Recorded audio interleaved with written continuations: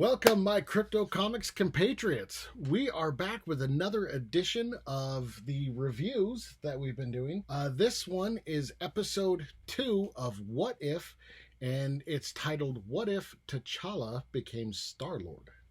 I'm so excited.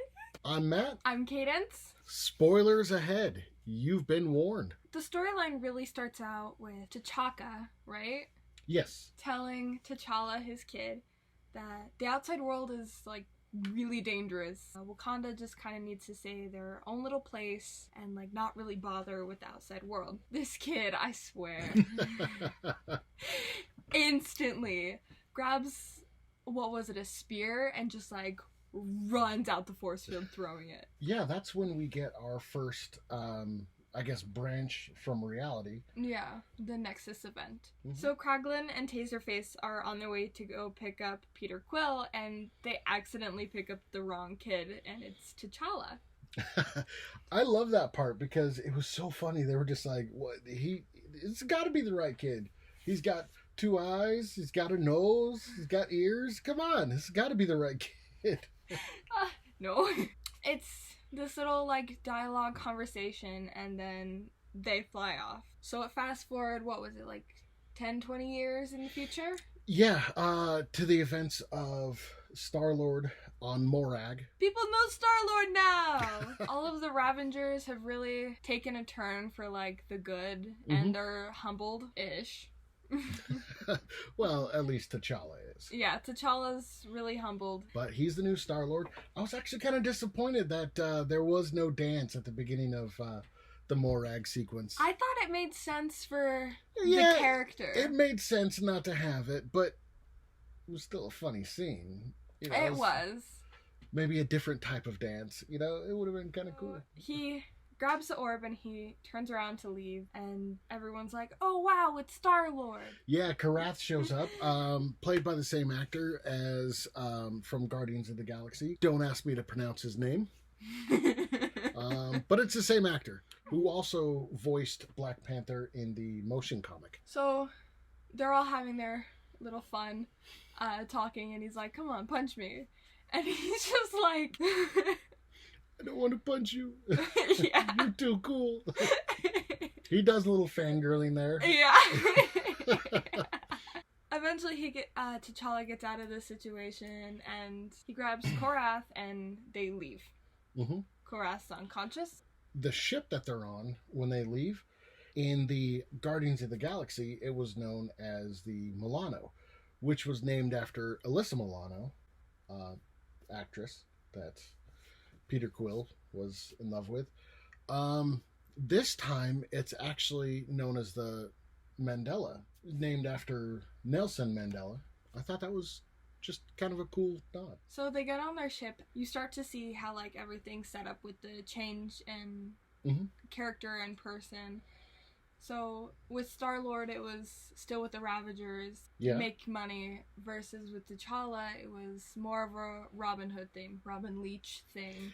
So yeah, they make a pretty funny joke in there. They refer to that as Robin Leach, which was host of Lifestyles of the Rich and Famous instead of Robin Hood, who is famous for stealing from the rich and giving to the poor. I didn't know that. It was an old show. I guarantee you wouldn't have watched it.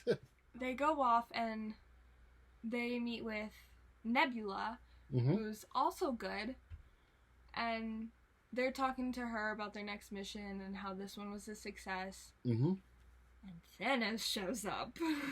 Yeah, it was interesting that Thanos was there once again, played by Josh Brolin. He had basically been talked out of going after all the Infinity Stones and snapping his finger and all that kind of stuff. So now he's with the Ravengers. Every 5 seconds, it seems, with him on screen, he's like, "My plan was a good idea, though." It's like, no. Yeah, he's still trying to tell everybody that it would have worked. But yeah, once again, Nebula is in here, but she's more of the love interest to T'Challa. Gamora is gone. Yeah, that was like a real shock, but I do get how that like started the chain of events there. Interesting. So, yeah, Nebula's plan is to essentially sell T'Challa to the Collector once again, played by Benicio del Toro. So, the Collector in this really makes like a rise to power because Thanos steps down, and so there was this like vacuum of power, and he's just like, I'll fill it. Yeah, so he's a lot more evil in this than he was. He's not just a collector, he's just a bad guy. No, he's a collector of many things. Yeah, but he's still, including a duck. Howard the Duck. It's Howard the Duck. So Howard the Duck in this, once again, is voiced by Seth Green. Interesting little tidbit. The original Howard the Duck voiced Howard in the German adaptation of the show. So it was kind of cool to get the original Howard the Duck back. So the adventure starts out with all of them leaving, and almost first thing once this begins, Thanos just sacrifices himself. Well, not really. At first, you got that, the triple cross from Nebula. She was going to, as far as the Ravengers know, she was going to sell the Infinity Stone to the Collector, but it turns out she was actually going to sell T'Challa, who we later find out that this was the plan that T'Challa and Nebula came up with. Because she was trying to make up for the debt she had. And then they all get separated. They, Collector tries to collect them. He escapes, finds the ship. He escapes with Howard the Duck's help until he gets to the bar and he's like, nah, it's happy hour. Yeah, the Ravengers escape. And then they're pursued by the Black Order, which are actually currently working for the Collector instead of working for Thanos. So yeah, it was cool to see them actually, voiced by the same actors that played them in the movies. I still don't like them. I didn't like them in the beginning. I don't like them now. They look cool. Come on. They do look cool. At that point, that's when Thanos sacrifices himself to basically stall him. He knows he's not going to defeat him, but they did have a cool line there. It was kind of a throwback to the comics. They were like, are you crazy? And he's like, no, I'm mad. Because in the comics, he is the Mad Titan. With his sacrifice, not too disappointed in that, they continue to run off and try and defeat the Collector and get on their way. But they have Yuri, the Russian space dog, at this point. That was just a little happy moment for me. Yuri finally makes it back to Earth. So they, make their escape. But it turns out that Thanos didn't die at the hands of the Black Order. He does escape with them. Still talking about genocide. Yeah, they make their way to Earth, and they meet T'Chaka. So everybody's all excited, like, wow, you're back! T'Challa's home.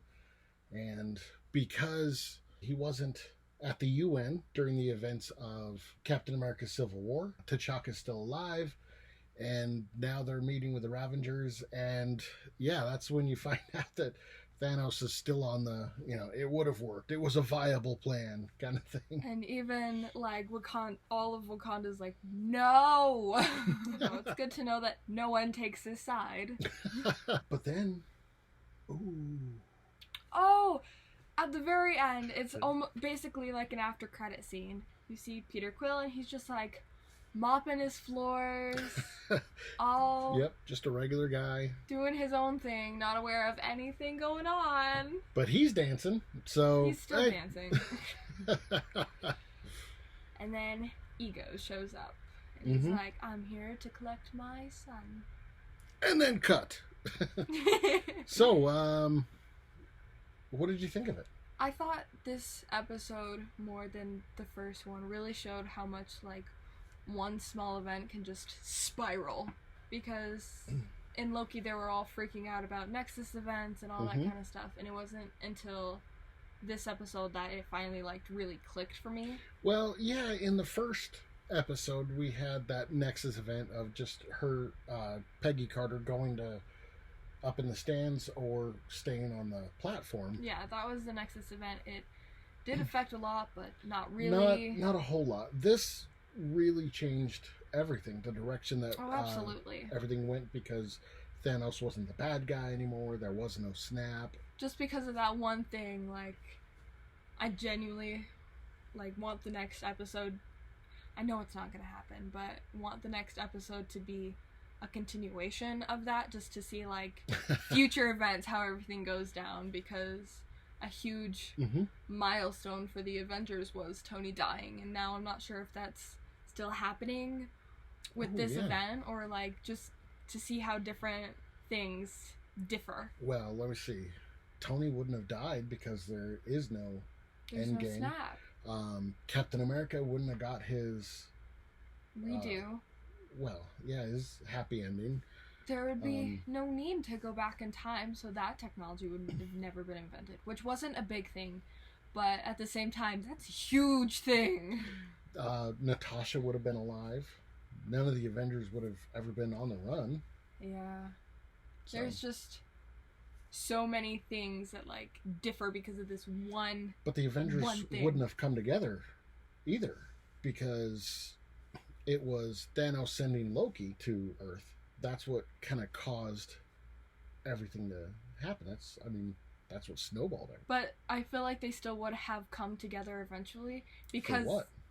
There were still other event, but it did start all with would they have Loki. Happened? I honestly feel like Loki would have come either way, just to mess with his brother. But then again, that could have just kind of stayed a family matter. True. Instead of a global one.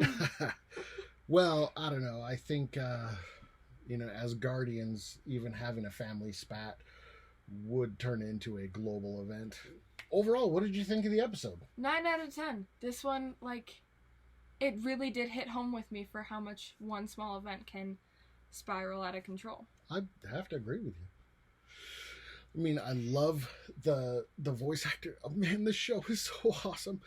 Just the voice acting, especially from Jeffrey Wright as the Watcher. I mean, Jeffrey Wright, I first saw Jeffrey Wright on the show Westworld, and I've seen him in other things since then. But he's got the perfect... Once again, show you're not allowed to watch. So he's got, like, the perfect voice for him. He is going to be the new Commissioner Gordon in the upcoming The Batman. It's kind of cool. I mean, just everything about the Watchers, and just, this is so good. This was a perfect representation of what the comics were as far as What If. I will have to agree with you on there. All right. Well, that'll be it for us, everybody. So if you would like your own CryptoComics account, go to cryptocomics.com/signup. The link will be in the description. Like, share, and subscribe. See y'all in the next video. See you in the funny pages.